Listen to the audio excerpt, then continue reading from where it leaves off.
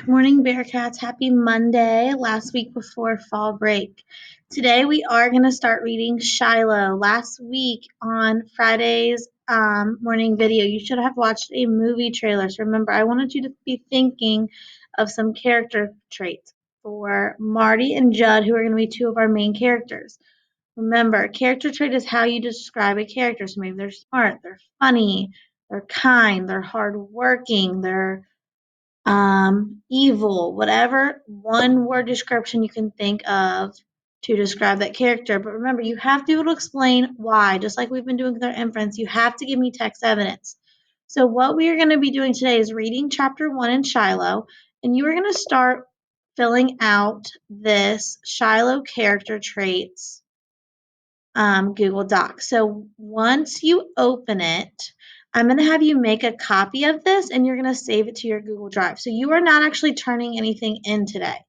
What you are going to do to save a copy to your drive, you're going to go up here where it says File. It's being slow. Hang on. So you're going to go to File, Make a Copy,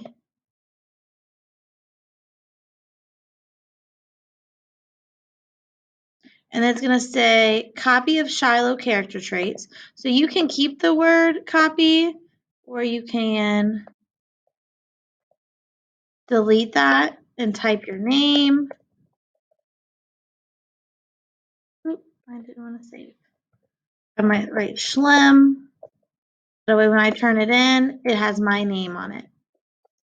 And then you click OK, and it's going to pop up. And then this is going to save to your Google Drive so that every time you need to get in and add something to this, you can go to your Google Drive and do that. And I will show you guys how to do that on Wednesday when you have to do that. So what you're going to do today, after reading chapter 1, you're going to be giving me a character trait for Marty. So where it says character name, you'll come down here, you'll type Marty. I cannot type today. You'll give me a character trait to describe him, and then tell me why. What's your text evidence? What happened in the book that made you describe him that way? And try to give me some page numbers, okay? So there's nothing you actually have to turn in today. You're just reading chapter 1 and adding a character trait for Marty. And if you would like to read on your own, you can go ahead and log off of this video.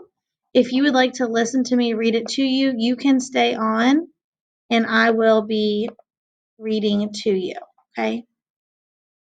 So, chapter 1 starts on page 1. Chapter 1.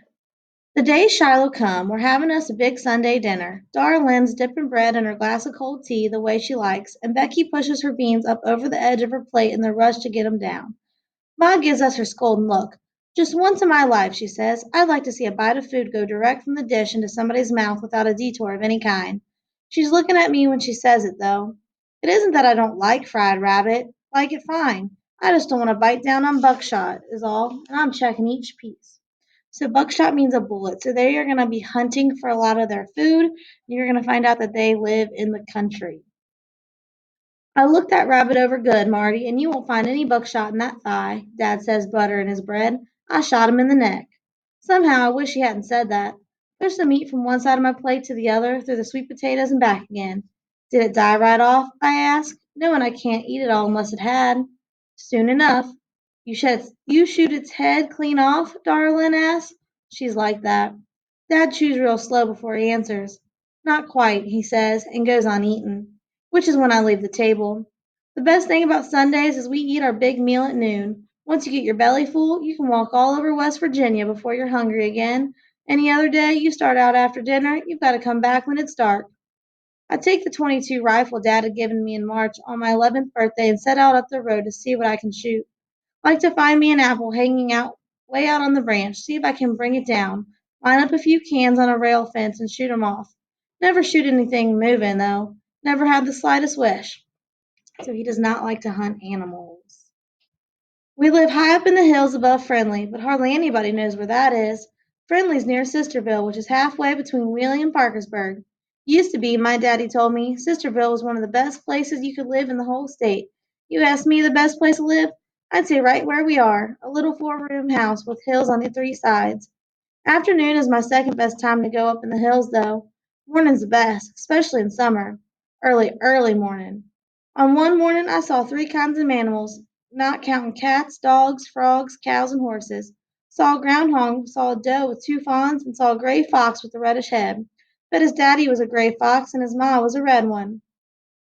My favorite place to walk is just across the Rattly Bridge where the road curves by the old Shiloh schoolhouse and follows up the river.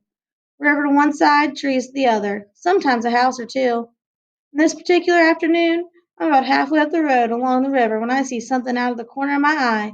Something moves. I look, and about 15 yards off, there's a short haired dog, white with brown and black spots, not making any kind of noise, just slinking along with his head down, watching me, tail between his legs, like he's hardly got the right to breathe. A beagle, maybe a year or two old. All right, I'm at the bottom of page 3, so I'm going to go ahead and have you finish this chapter.